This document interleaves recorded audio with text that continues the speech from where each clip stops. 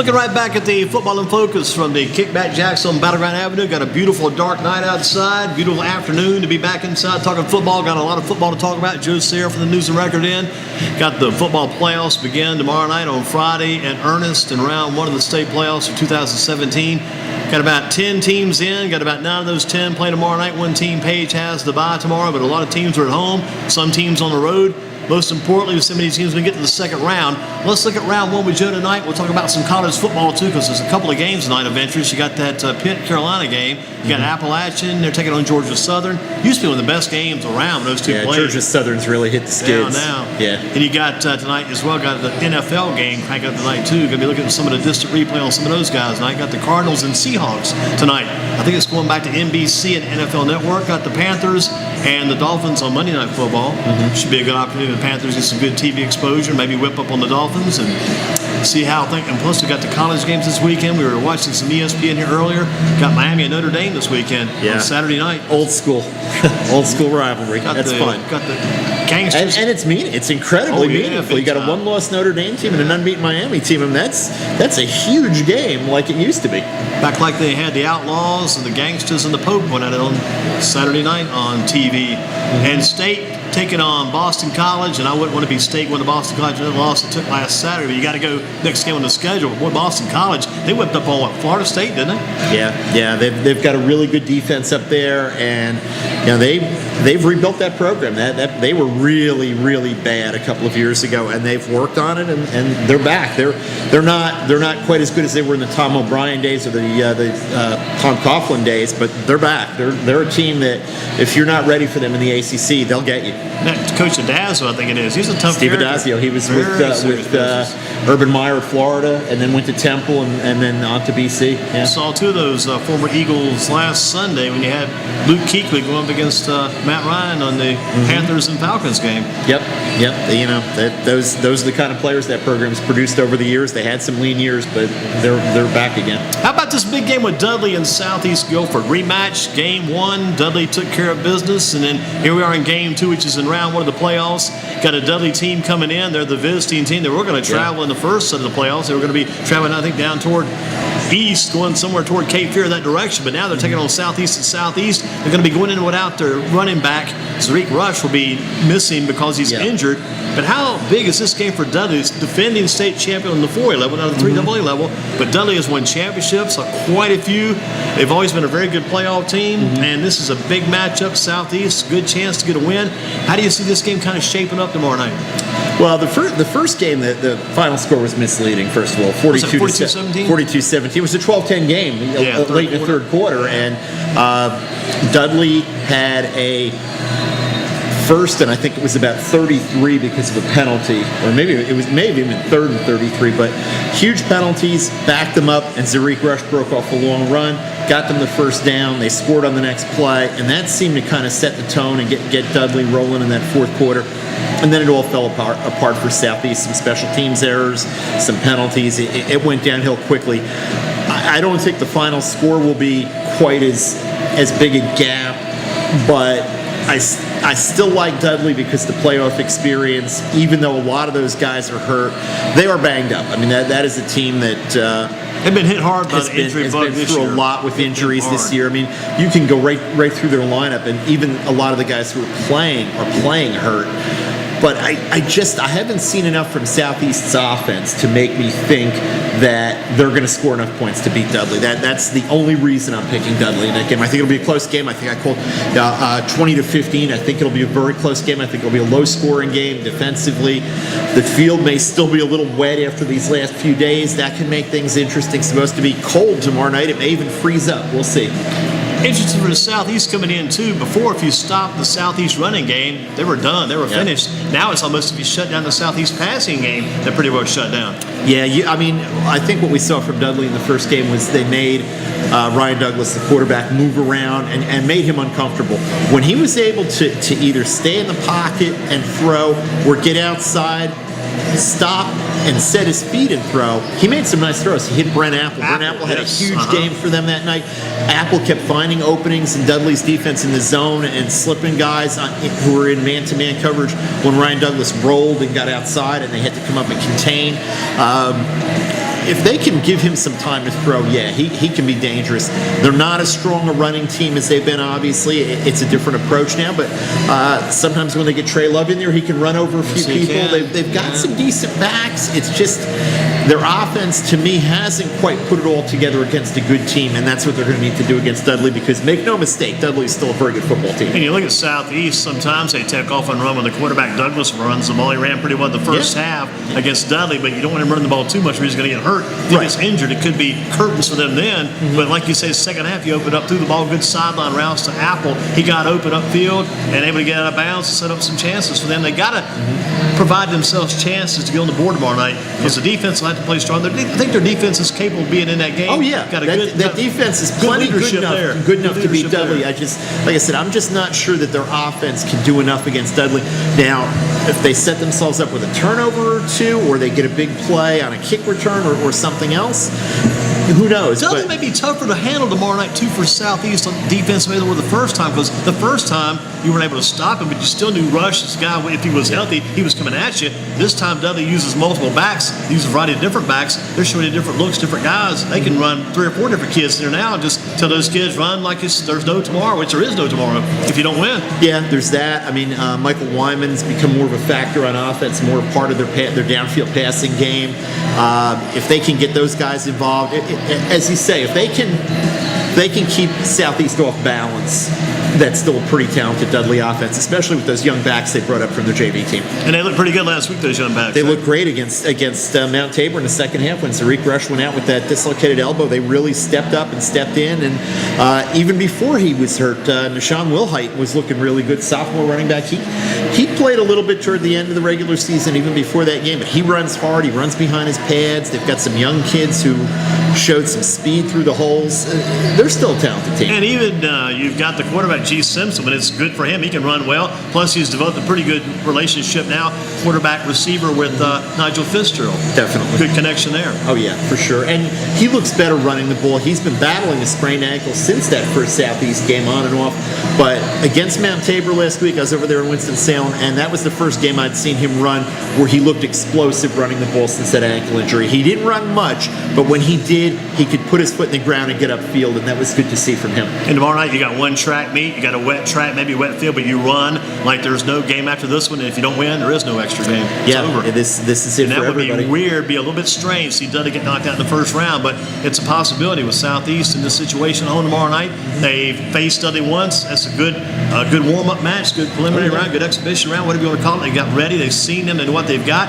And Coach Tinsley's got to be prepared, game scheming his mind blind right now, getting ready for this game.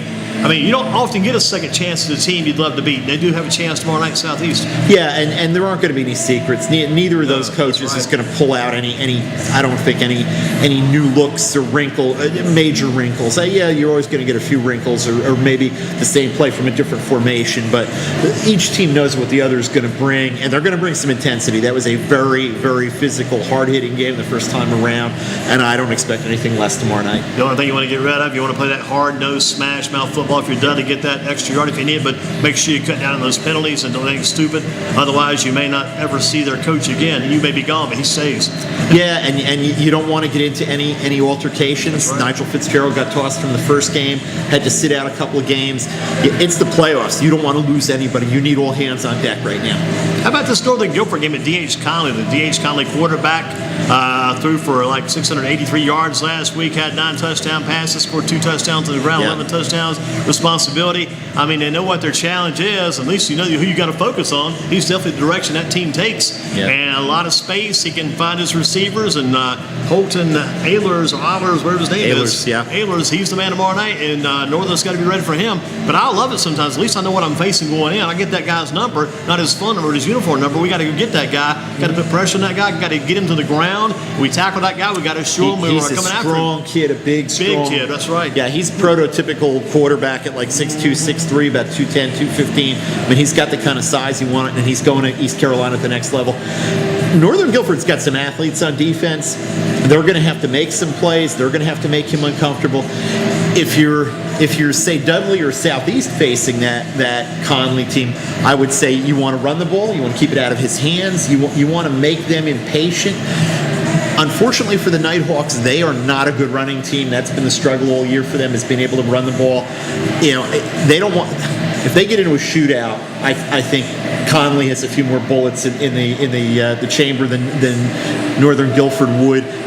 Like I said, if this is a game where you could run the ball, hold the ball, control the clock, I just don't see Northern being able to do that. They've surprised me before this season. They're tough kids. They can score points, but I don't know if they're going to score enough against Conley. And that kid, Ayler's the quarterback. He's got right at 4,000 total yards, 68 touchdowns on the year, rushing, passing combined. Scary numbers. Crazy numbers for him. And, I mean, if whoever wins that game, Northern and D.H. Conley, could well be coming to Eastern Guilford next Friday night. Yeah, and we talked about it a little bit before. Some of it with Conley, I think, is their level of competition. The teams that they played over there have not been that strong, especially defensively. I think if they're the team that goes, they and Eastern Guilford both win this week, I think you'll see Eastern Guilford slow them down a good bit next week, because Eastern Guilford can run the ball, and Doug Robertson coach teams always play defense. I think you'll see a very different Conley team next week if it's Eastern Guilford. Some interesting layers within the threads this game tonight. Ragsdale versus Southview. Rodney Brewington coming back to Greensboro to coach in Smith. He's got his son Donovan Brewington quarterback in his team, some good numbers. Then you got Devin Boykin quarterback in Ragsdale for his dad Johnny Boykin, some pretty good numbers. But the number missing tomorrow night, if number 5 is missing for Ragsdale, they're in trouble. Yeah, if Malachi Manus, he was banged up against Page last week, and it showed. I mean, Ragsdale's offense doesn't go without Malachi Manus. I mean, teams know what's coming, and he's still been able to run the ball effectively, but banged up with a leg injury. Boy, they really need him to have any chance in that game, because the rest of their offense, I think, is still kind of a work in progress. Devin Boykin's a sophomore. Those guys on the outside haven't been thrown to that much. Trago, Travion Pratt. They got to have. Bryson Spruill's been okay off the bench when Manus has been hurt, but they need Manus if they're going to go anywhere in the playoffs. Yeah, last week, toward the end of the game, they got away from Spruill a bit, went toward the third back, and he was able to do a little bit more than Spruill. But like you said, his 2 backup running backs, they're just not ready for this level quite yet as far as duration, long-term carrying the ball. They need Manus to set things up. They need him as an extra blocking back. He does so many things to this team. And he's a good receiver. Yeah, he's got good hands and a good kick returner. He helps them in a lot of ways, and he's a leader. He's a quiet kid, but he's a leader. When he talks to his teammates on the sideline or on the field, they all listen, and he has their respect. Interesting about him, too. Last week, going in, he was not going to play. I think he talked to coaches and let him try it, but it didn't work. But I give him credit for wanting to and be willing to get out there tomorrow night. I hope he's healthy. If he's 85%, that'll be a boost. Oh, sure, yeah.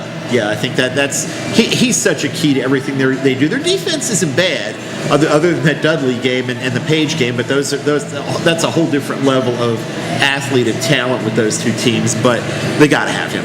And you think about it, Dudley beat them like 73-28. Scored 74 points. And then 74-21, I believe. And then you go into the game where Dudley faces Southwest. Southwest beat Dudley 34-6. And then Ragsdale beat Southwest 20-19. So in overtime, sometimes you go figure all that. Yeah, you can't use the transitive property in high school football. It doesn't work in a lot of things. It really doesn't work in high school football. And interesting about Lee County, they have shut out 8 of their 11 opponents. Smith playing a team with some solid defense, but sometimes when we go east, we still have to question the level of competition. Yeah. How tough was that competition when they shut those 8 guys down? But still, shutting down 8 guys is still a lot to be said for the defense. That's a good job there. Yeah, and Smith's struggles all year have been on the offensive side of the ball. That's where they're very much a work in progress. Is still developing, and a good defense is going to really make life difficult for them. They're going to need to force a few turnovers. They're going to need to have the kind of game that they had against Eastern Guilford. Eastern Guilford was a little flat after losing a 3-point game to Page, and Eastern Guilford was flat against them. It ended up being a 14-11 game. They need a low-scoring game because their offense, frankly, just isn't equipped to score a lot of points at this stage. And you got Burton Cates coaching this team, or supposedly, according to Max Preps, as the head coach. There's a name from the at past. Lee County from Eastern Randolph. Yeah, he was like an assistant coach to Alan Hooker back in the day. Scott Riddle, who was the Elon quarterback for a number of years and put up huge numbers there, and at Eastern Randolph, Burton Cates guy. I mean, they're a quality coach. You see guys like that every once in a while. You run into somebody, Rodney Brewington we talked about, guys around the state. If one of our teams were to run into, let's say, Waynesville, Tuscola, then you've got your former Northeast Guilford coach, Tommy Pursley, up there. I mean, even a guy like Hal Capps is now down in South Carolina. Is kind of the same kind of guy. Went to Mooresville for a while, had great success there. Taking a program that had done nothing and getting them deep into the playoffs a couple times. Those guys are good coaches, and you know what you're going to get from them. Their teams are going to be ready, and you better be ready. And you got a guy like for Smith. You got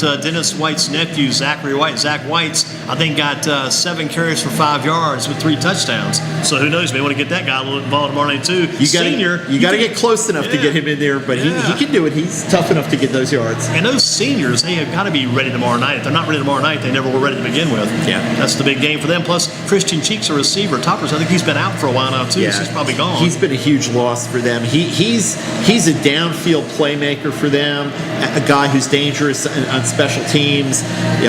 Losing him when their offense was just starting to kind of click a little bit and evolve was a huge loss for them. And you got Eastern Guilford at home against Hillside. Hillside 5-5, but sometimes Hillside not a true 5-5 team. They got a lot of talent on that team. They've always been a very competitive team, made some stir down in the eastern part for a while, central eastern part. They got that quarterback, Randy Trash Jr., who's as good as any quarterback we've got around here. Kid can move. He gave Dudley fits in the regular season game. He's fun to watch play because the play is never done when he's on the field. Best pass for him is he rolls out to his right, looks like he's going to be stopped. All of a sudden, just drops the ball over the top of the defense. And that's picking up yards. You don't got any yards. Just finds over the top, pick up 5 yards, 7 yards, keep moving. He's a playmaker. He's a guy who he's almost a better quarterback when things break down than when he's running out of the true offense. The thing with them, the reason they're 5-5 is they've got a really good running back, Jamal Curry Elliott, who committed to Oregon last summer. Sports hernia injury. He hasn't played in a long time, and they're probably not going to play him because they're worried about his future.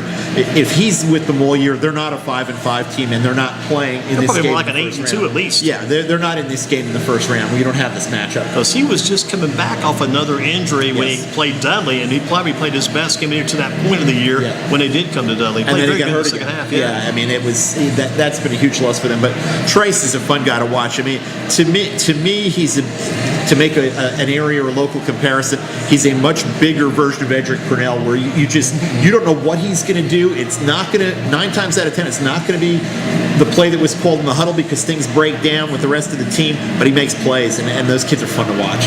Got to be fun watching for Coach Robertson, knowing he's got Dominique Graves going out there. He's got McMullen. He's got Roberts. He's got Cheeley.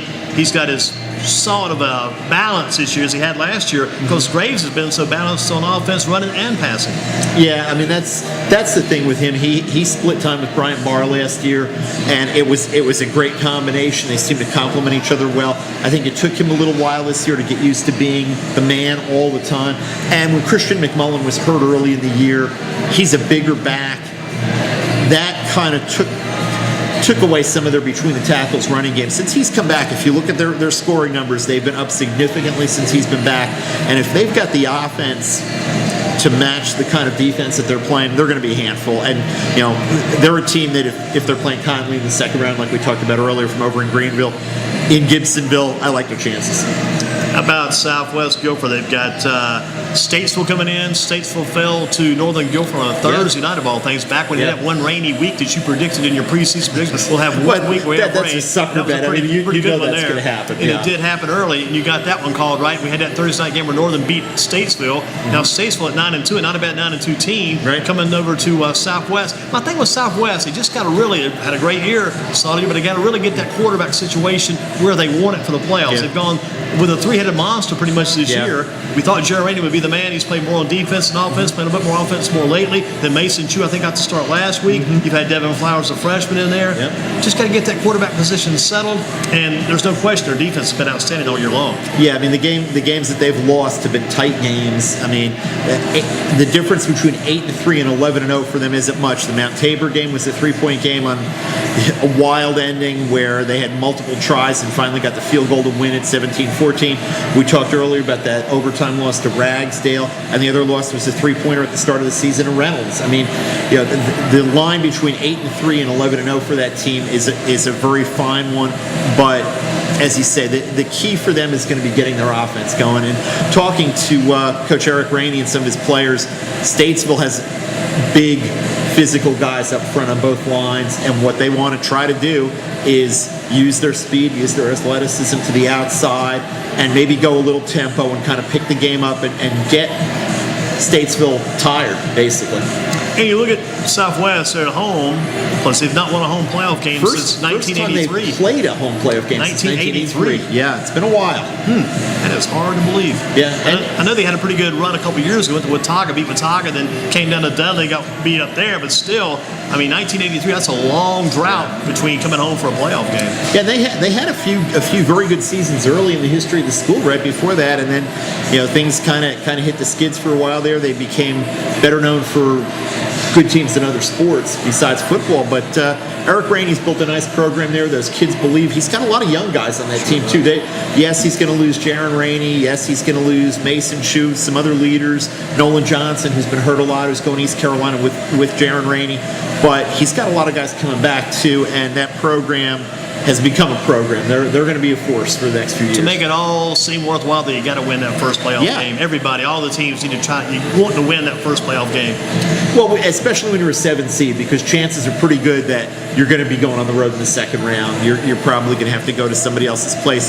You want to take advantage of that home game. You want to build a little momentum, a little bit of confidence, and you want your underclassmen to know what it's like to play at home and win in the playoffs. That's how you build a program. And they want to get back again when they first taste that home success, and in the years in the future, let's get you back here again. Exactly. What about Northeast to get down to Eastern Alamance for the second time this year? We talk about the big Dudley Southeast rematch. We got one between Northeast Eastern Alamance, a very close game, 14-10. First time around, Northeast led at halftime. They can play with these guys. Yeah, they can play defense. That's the one thing that we know about Northeast, other than maybe playing Western Alamance, who's just really loaded in that conference this year. I look for another low-scoring game. I just don't know if Northeast has enough offense to get the win, but it wouldn't shock me. And then you've got the Earl Bates factor, the Rams coach. A couple of years ago, he took a Moorhead team that no one, including myself, expected much from, and got to the third round of the playoffs with a big win, a decisive win at Havelock, and had Rocky Mount, the eventual state champion, on the ropes before they lost. Last year, he goes to Southern Guilford. He gets to the third round again, and he has Rocky Mount on the ropes again.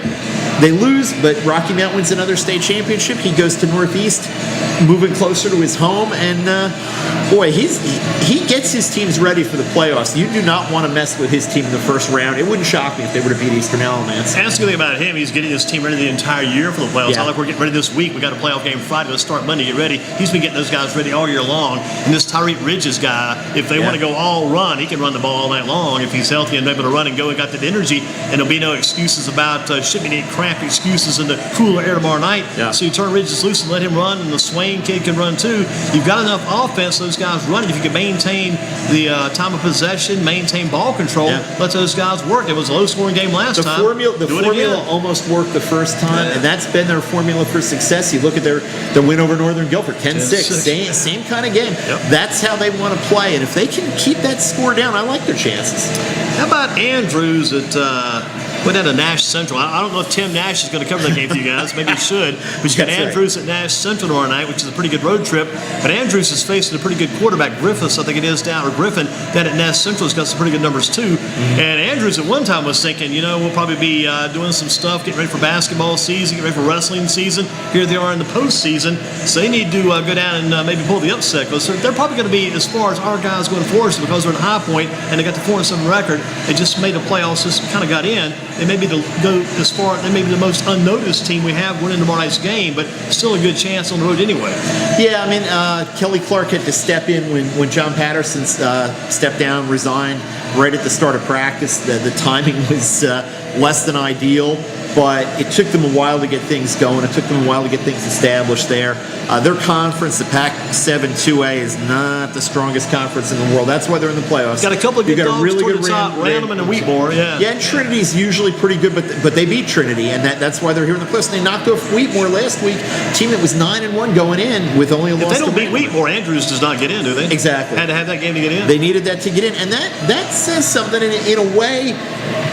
if I'm Kelly Clark and I'm talking to my team, I'm saying we're already 1-0 in the playoffs. We already won a playoff game.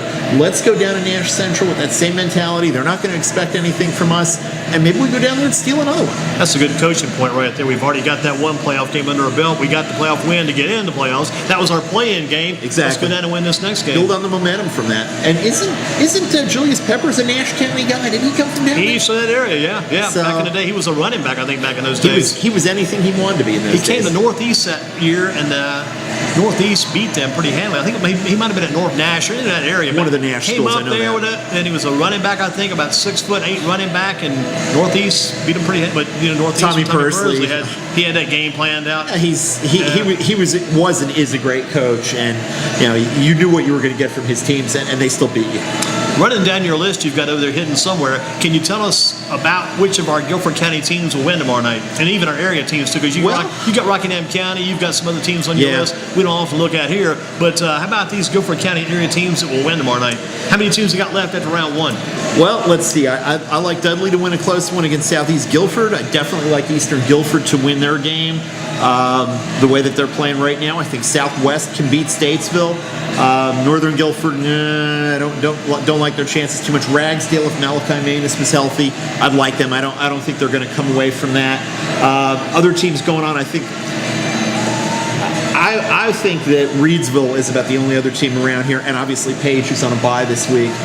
Just not a lot of favorable matchups. We don't have a lot of high-seeded teams this year because they just didn't earn those seeds. And Reedsville is a team that once Shelby and Belmont South Point were put in 2AA instead of 2A, I think the Reedsville people, maybe they're getting a little bit ahead of themselves, but I think they're already getting another banner ready and getting ready to put another state championship plaque up in the football capital of North Carolina. So you like Dudley in that Southeast game? In a tight game. Mm-hmm. Like in D.H. County, that Northern Guilford game? Yeah, I just think, like I said, if Northern could hold the ball and control the clock in that one, I'd like their chances better. If it's a shootout, Conley's just got more weapons. And you're taking Southview against Ragsdale because the Manus is possible. Yeah, if he were healthy, I think that would be a very tight game. But with him out, it's going to be tough for Ragsdale. You do like Southwest against Statesville? Yeah, I think that they're going to learn from what Northern Guilford did against Statesville. I know the coaches talk to each other quite a bit about that, and I just think that they're going to take advantage of this opportunity with a home game. It's just too much for them to pass up, and I think they're going to advance. What about Northeast Eastern Alamance? What's your I think there? Eastern Alamance will win another close game. I just don't think Northeast has enough offense to get through that game. They've got the defense. We're saying that about a lot of the teams, I think, around the area this year. I think we lost so many great seniors last year who were skill position guys. All you have to do is look at where they are in colleges right now. Javon Leake at Maryland, Thomas Hennigan doing damage at Appalachian State. Hendon Hooker was in a fight for the starting quarterback job up at Virginia Tech. When you lose all those skill guys and a bunch more that I'm not even talking about, the offenses, I think, took a step back this year. I think next year, with all the great defensive players at Page and a few other schools, I think next year the offenses will be better and the defenses are going to have to catch up a little bit. What about you like Lee County over Smith? Yeah, I don't see Smith being able to score enough points. I think it'll be a fairly low-scoring game, but they're just not there yet offensively. Andrews, long road trip to Nash Central. Yeah, and I think Andrews is there because of that conference. I mean, they won that game against Wheatmore, and that gives them some momentum, but I don't think it's enough. Let's throw out one name I don't think we mentioned yet. Maybe he did get passed over. Maybe we did barely touch on him. But I talked to Coach Davis about this name last night because sometimes we forget about him because he's talking about all the injuries, all the guys, the skill guys. DJ Crossan, if he has a big, this is a run. He loves these kind of situations. Yeah. This is a great opportunity for him to close out his senior year and leave with a bang. And man, let's lead that team, lead those guys. He can hurt an opponent in a number of ways. He's a great kick returner. He's an outstanding defensive back, and if he picks off a pass, it's 50-50 whether it's going to be a pick six or not. And now, he had that one big pick or that one big return in that Southeast game that got called back because of the penalty. Yeah. But once he got going, he was gone. Yeah, he's got so much athletic ability, so much talent. Another guy who's going up to Virginia Tech. And when they bring him over on offense, and they've got Fitzgerald, Crossan, and Wyman spreading out that defense, if G. Simpson could just get the ball downfield to one of those guys or get them the ball in space, they're a handful. You don't want to mix yourself up, to be crossing patterns across it and the other receivers. But if you try to do a little diversion, I mean, you get all those receivers going different directions, get him the ball. I mean, Katie bar the door, he's probably gone. As big as those three are, I'd like to see a little bit more of bunch formation on the side and throw that quick screen and let whichever two are the blockers with their size manhandle some of those defensive backs, and you hit a team with that once or twice, and then one of those guys who's set up as a blocker just takes off and you hit him deep. It's a play, and that's the ball Simpson that's throws when the best. confusion comes in. Confusion, they're all a bunch of goes to three. They've been doing those little quick passes. All of a sudden, one guy's gone. You forget about that guy. He gets one step on you, stop and go or whatever. Straight fly pattern gone, and Wyman can haul that in with that Any size. one of those three guys can be. Yeah, we've seen Nigel Finster plenty of times burn that right sideline, and he'll be gone in a heartbeat. Let's switch gears a little bit, go toward the college football a little bit. Got college football tonight coming up. Some ACC football this weekend. Got UNC at Pitt tonight. This might be the chance for Carolina to get a win, sneak in on Thursday. Nobody knows they're playing. People forgot about it. I almost forgot about it myself. They forgot they're playing Thursday night on ESPN probably. But Carolina in action only won one of the season playing Pitt. I remember back about 1983, Carolina, first part of the year, I think Dick Crum was the coach. They played Pitt. Pitt may have had Dan Marino, may have had Hugh Green back in those days. And what a game that was. I think it was both teams maybe toward the top 10 or top 5 back in that day. A lot different now, but Carolina could use this win as much as they could use a win back in that day as well. They need to win any way they can find one right now. Yeah, you want to have something to build on for next season. You don't want to go in to your off season. And the off season in college football, there is no off season. Yeah, they get a week or two off, maybe a month and a half if they're not going to a bowl game, to kind of heal up a little bit. And then it's strength and conditioning work, it's film work, it's all the other stuff. Then spring football, then the summer, and you're back at it again. You do not want to have the sour taste of a whole season in your mouth through that whole off season. Sometimes it can be a little bit of a motivator, but you want to have something to build on. You want to have the kids who are coming back believe that things are going to get better. And you look at Appalachian, they're in action tonight. They're playing against Georgia Southern, two rivals from the old Southern Conference days. That used to be back in the day of Irk Russell, and then after him, a lot of good matchups. A 1AA playoff game or a championship game a number of years. Those were some great teams. The Ham Bone with Tracy Ham for Georgia Southern. Well, he was a great quarterback. Yeah, played up in Canada. He's a legend up there. And you look at the Appalachian team, the back-to-back losses. They've lost 2 straight games coming in, which is unusual. Yeah, they've been sliding. I mean, I saw a little bit of them against Coastal Carolina. A lot of offense, but the defense giving up a lot of yards, a lot of points. Yeah, Coastal Carolina came in with one win, having beaten UMass in their opener. My son goes to Coastal, so I follow them a little bit, and they were up at the half against App, and I think the final was either 37-29 or 37-28, and Coastal been having trouble scoring against anybody, and they put up some points against App. That's where they're struggling. It's that defense. I mean, we know that team can score with the quarterback they have, the backs, Thomas Hennigan, some of the other Thomas is still getting about 60 yards a game on average, close to it. Didn't we see that when he was in high school and see it coming? I think there's a lot of people who are going to regret that they didn't recruit him harder as a receiver. You look at the game with UMass. UMass, I think, only had one win coming in when they played Appalachian. Yeah. With that being the case, that being said, I mean, Appalachian's struggling against them. They lost that game, and they lose the game last week. And again, they just got to get the act together. And tonight's a good night to get it done, even though it's a winless team for Georgia Southern. If you get a chance, beat up on these guys and work on your defense. Yeah, it's been a little odd. I mean, I think when we saw App early in the year, we thought this was going to be a big year for them, but the defense has been a problem. Some of it's injuries, but everybody's dealing with injuries at this point in the year. And last week, I think it was the University of Louisiana Monroe who they got beat by last week. ULM.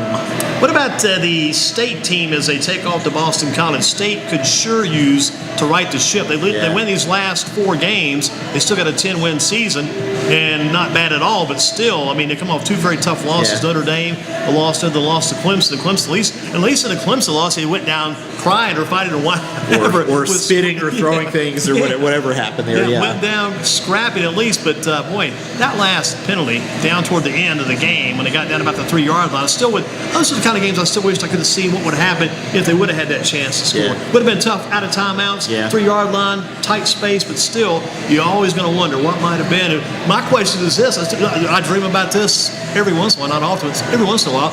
would they have gone for 2 or gone for the tie, win in overtime? Yeah, I think most coaches at that level are going to go for overtime. Glad to get there. But I'm of the opinion that if you're on a roll and you kind of feel like you got lucky to get back in the game, you want to win it then and there. You don't want it to go any longer than it has to. And one of the keys for State is Naeem Hines. If he's healthy, they're a different team. He's not an every down back, but he's a home run back. When he's through to the second level, the second level's in his rearview mirror and he's rolling. I mean, he was a 2 or 3 time state sprint champion in the 100. He's a force. And I didn't hear all the game. I saw a lot of the game. I didn't hear all the game because of sound differences. But last week, it sounded like Reggie Gillespie may have played better last week than he did the week before against Notre Dame. He did. I mean, I think Clemson is defensively is more of a speed team, and Notre Dame is a little bit bigger, a little more physical. And I think he was able to overpower at times some of the Clemson defenders, the linebackers and defensive backs. Yeah, he's a guy who's had a nice career. Okay, he hasn't put up the kind of numbers that he did at Southern Guilford, but the level of competition is a little different, and he just keeps hanging in there, doing exactly what he's asked to do. He helps them as a blocker, as a running back, as a receiver. Just a really great teammate and a great player to have. And a good thing it is they keep giving him chances. They haven't given up on him either. No, because keep he's giving him the earned ball. it. Yeah, keep getting that ball. Other games this weekend. Talking about that Notre Dame Miami game on Saturday night. Got Notre Dame going to Miami. Notre Dame going in, they're one loss. Miami hasn't lost a game, 8-1 versus 8-0. And just to throw back to the old days when they used to meet back in the days of Jimmy Johnson, Lou Holtz, and all those crazy characters. But this week, boy, this would be great for either team. I might have to pull for Miami, I guess, because they're the true ACC team. Yeah. It's Notre Dame is sort of an adjunct member of the ACC and all that weird scheduling stuff that they do. But this will be a fun game. I mean, I can't remember. You can probably go back to the 90s to find a great Miami Notre Dame game like this, but this is the kind of game that the ACC wants and that Notre Dame wants, the kind of national exposure that they're going to get here. Notre Dame's only loss was to Georgia, and I think it was a 1 or 2 point game. They're that close, and if they win this is the kind of game that gets them into the playoff. We got our guys coming toward the back there. We'll get those guys lined in soon as our Northern Guilford Nighthawks. Some Nighthawks. Make it this way in purple. Good to see those guys out tonight. Plus, getting toward the close here with Joe this evening, but let's look at the NFL a little bit. Seattle going to be taking on Arizona. Seattle coming in this game tonight, riding a 5-3 record. Arizona 4-4. Our distant replay tonight, going back just a little bit, we got Adrian Peterson coming on board now for the Cardinals. I mean, I keep on my little update from my pro list here. We got to update TJ Logan. It should be about a week and a half now. He should be back soon. Yeah, we hope so. We'd love to see him running the ball because he looked really good in the preseason. TJ Logan, it'd be kind of fun just to be kind of rubbing elbows here. I'm with Adrian Peterson around the backfield. Yeah, great to learn from a veteran player like that, a guy who's been there and done that at the NFL level. And I think TJ Logan will get his chance, and he will be one of those guys too. And you think about the distant replay guys, Adrian Peterson, since he's been around for so long, he seems like a guy for the past. Now just recently joining the Arizona Cardinals. You look at some of the Seattle teams, our quarterback from many moons ago, Jim Zorn. Jim Zorn and Dave Craig. Yeah, Dave Craig too, with a K-R-E-I-G kind of Craig. Yeah, looked like Krieg, but pronounced Craig. Yeah, they were good. Kurt, the original Kurt Warner. Yeah, Kurt that's what I put on my paper today. Kurt with a C. Yeah, the Penn State guy from the state of West Virginia, but had a great career at Penn State. He was a great running back for them for years, and of course, one of the all-time leading receivers in the NFL, Steve Largent. And he caught passes from Jim Zorn, Dave Craig, and about 8 other guys. I'd say that Steve Largent became a congressman. He was the House of Representatives. I put him with Jerry Rice, two of the best receivers in NFL history. Different types. Largent didn't have speed. That was a knock on him. He had great stats in college at Tulsa, came into the NFL, but a great route runner, tough, and just knew how to get open. And that's something that some guys have 4.3 speed and have no clue how to get open. Some guys run a 4.6, but they always seem to be open. He was one of those guys. And the first coach was Jack Patera, the brother of Ken Patera, the professional wrestler. Yep. All things. Yep. That's some very good days there. Looking back at the old teams, they had a guy too on their name, Sam Clancy. Didn't play any college football at all, but played college basketball for Pittsburgh. I went to West Virginia. We saw a lot of Sam Clancy back in the day. He was a tight tight end and I think a defensive end in the NFL. Played both at different times, but just a big physical specimen. A few more names I wrote down that name of Dan McGuire, the big tall quarterback they had at one time, about 6'9", either the cousin or brother or relative of Mark McGuire. Younger brother of Mark McGuire, he was a guy who looked like an NFL quarterback, but didn't really play like one. A few more guys. One more guy would be Kenny Easley out of Virginia Beach, Virginia. Played out west on the west coast of UCLA in college. Yeah. Not a bad defensive back for the Seahawks. Seahawks. He's one of the all-time greats. I know he's in the Seahawks Hall of Fame, and I think he's in the Pro Football Hall of Fame. Just a tough guy. Joey Galloway there too back in the day. Remember Joey? And another guy. Don't forget Chuck Knox. Pretty good coach there too at one time. Ground Chuck. Quickly to this replay, go back to some Cardinals, talking about these guys a few weeks ago a little bit, but go back to guys like Terry Metcalf back in his day, Jim Hart, the quarterback. We talked about Roger Worley, defensive back. They called him, I think Roger Staubach called Worley the shutdown corner back in the day. Mel Gray, great wide receiver. Got him on the list. Mel Gray. Got the fullback Jim Otis back in the day. Got another fullback too. Had a Duke Steve Jones. That got a lot of pub. He was back there a little while back in the day. And the guys, this is my man of the day. I love this guy.